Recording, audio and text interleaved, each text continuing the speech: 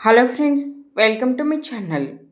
Karthika Deepam serial టీవీలో కన్నా ముందుగా చూడాలంటే ఇప్పుడే మా ఛానల్ సబ్స్క్రైబ్ చేసుకోండి. దీపకి చెక్ పెట్టడానికి అద్భుతమైన ప్లాన్ ఆలోచించమని పారిజాతానికి చెప్తుంది జ్యోత్స్న. తెల్లారేసరికి అదిరిపోయే ప్లాన్ ఆలోచించానని అంటుంది పారిజాతం. అదేంటో చెప్పు అని జ్యోత్స్న అంటే, చెప్పను, చేసి చూపిస్తాను అని అంటుంది పారు. నువ్వు చేశావంటే అది అటర్ ఫ్లాపే అని అంటుంది జ్యోత్స్న. పోవే పిల్లబాతు బచ్చా, నన్నే తక్కువ అంచనా వేస్తున్నావా? ఈ పారిజాతం ఐడియాతోనే కదా దాసు కూతురు కాస్త దశరథ కూతురుగా పెరిగింది. ఈ పారిజాతం ఐడియాయే కదా పని మనిషి కూతురిని ఈ ఇంటికి యువరాన్ని చేసింది అని పారిజాతం అంటుంటే, ఇక ఆ మాటతో జ్యోత్స్న, నీ వల్లే కదా నాకు ఈ ఇంట్లో విలువ లేకుండా పోయింది, నా బతుక్కి గుర్తింపే లేదు, ఈ దరిద్రాలన్నింటికీ కారణం నువ్వే అని ఇక జ్యోత్స్న అయితే పారిజాతాన్ని అంటుంది. బావకి నీ జుట్టు దొరికింది, దాన్ని అడ్డు పెట్టుకుని నన్ను ఆడుకుంటున్నాడని జ్యోత్స్న అంటుంది. ఆ సూరజ్గాడు నీతో ఆడుకుంటున్నాడు కదా అని అంటుంది పారిజాతం. బావని అదుపు చేయాలంటే అగ్రిమెంట్ ఉంది, వీడిని అదుపు చేయడానికి ఏం దొరకడం లేదు అని అంటుంది జ్యోత్స్న. అందుకే కదా వాడు ఆబోతులా రంకెలేస్తున్నాడు, మనం కళ్ళెం వేయాల్సిందే అని అంటుంది పారిజాతం. ఆ సలహానే కదా తమని ఇవ్వమన్నది, ముందు ఐడియా చెప్పు అని అంటుంది జ్యోత్స్న. చెప్పి చేయడం నీ స్టైల్, చేశాక చెప్పడం నా స్టైల్. ఎప్పుడో చేసేసా. ఆ సూరజ్గాడు వెళ్ళే కారు బ్రేకులు తీసేసా, నడిపాడంటే పైకే అని అంటుంది పారిజాతం. దాంతో జ్యోత్స్న యాహూ అని సంబరపడిపోతుంది. ఐడియా అదిరిపోయింది గ్రాని. ఆ సూరజ్గాడిని ఈ కారు డ్రైవ్ చేసేట్లు చేస్తే వాడికి యాక్సిడెంట్ అవుతుంది అని అంటుంది. లక్కీగా కారుకి ఎదురుగా లారీ వస్తే మన పంట పండినట్లే అని అంటుంది పారిజాతం. ఆ సూరజ్గాడిని కారు ఎక్కించాలి, కాటికి పంపించాలి, వాడి పీడ వదిలించుకోవాలి, ఇదే మన తక్షణ కర్తవ్యం అని ఇద్దరూ అనుకుంటారు. అప్పుడే సూరజ్ బయటికి రావడం చూస్తారు. ఇక పారు అయితే డ్రామాని షురూ చేస్తుంది. సూరజ్ చూసేట్టుగా జ్యోత్స్నని కారు ఎక్కిస్తుంది. కారు ఎక్కి స్టార్ట్ అవడం లేదు గ్రాని అని అంటుంది జ్యోత్స్న.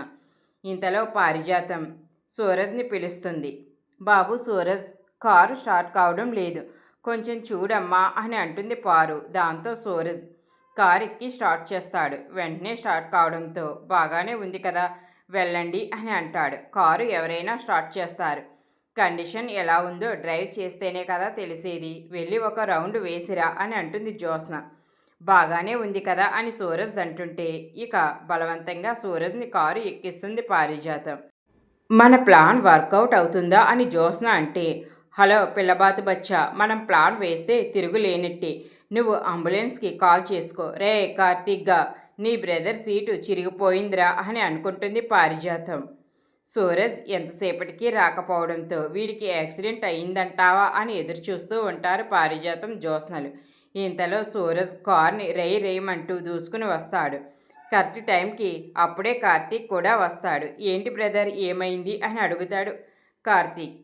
జ్యోత్స్న పార్లర్కి వెళ్తుంటే కారు ప్రాబ్లం వస్తే టెస్ట్ డ్రైవ్కి వెళ్ళాను, అంతా ఓకేనా అని కార్తీక్ అడిగితే సూరజ్, ఓ అంతా బాగుంది, అయితే వెళ్ళి జ్యోత్స్న, ప్రాబ్లం ఏమీ లేదని కార్తీక్ అంటాడు. నేనా, సరే నాతో పాటు నువ్వు కూడా రా గ్రాని అని అంటుంది జ్యోత్స్న. అబ్బో నేనెందుకులే అని గ్రాని అంటే బలవంతంగా కారు ఎక్కిస్తాడు కార్తీక్. జ్యోత్స్న కారు ఎక్కేసరికి కారు బ్రేక్ పనిచేయవు. దాంతో కాపాడండి కాపాడండి అంటూ అరుస్తుంది పారిజాతం. అయితే మరోవైపు వంటల పోటీ గురించి తెలుసుకున్న కాంచన కార్తీక్ దీపాలను నిలదీస్తుంది. ఆ దక్షిణామూర్తితో పోటీ పడుతున్నారని తెలిసి మాలిని వచ్చిందని తెలుసు. నువ్వు మీ ఆవిడ చెప్పకపోయినా నాకు తెలుస్తూనే ఉన్నాయని అంటుంది కాంచన. ఇందులో బావ తప్పు లేదు, నేనే చెప్పొద్దన్నాను అని అంటుంది దీప. అంటావే అంటావు, అసలు ఆ మాలిని గురించి నీకేం తెలుసు? పేరే చెప్తుంది తనేంటో. మాలినినో మా అంటే మ్యానిప్యులేటర్, తన స్వార్థం కోసం ఎంతకైనా తెగిస్తుంది. అలాంటి వాళ్ళ నీడ కూడా మన ఇంటిపై పడకూడదు అని అంటుంది కాంచన. తాత చెప్పిన దాని ప్రకారం చూస్తే తన వల్ల ఎవరికీ ఏ నష్టం కలగలేదు కదా, ఆమె వల్ల నష్టపోయిన వాళ్ళు ఎవరైనా ఉన్నారా అని కాంచన్ను కార్తీక్ అడుగుతాడు.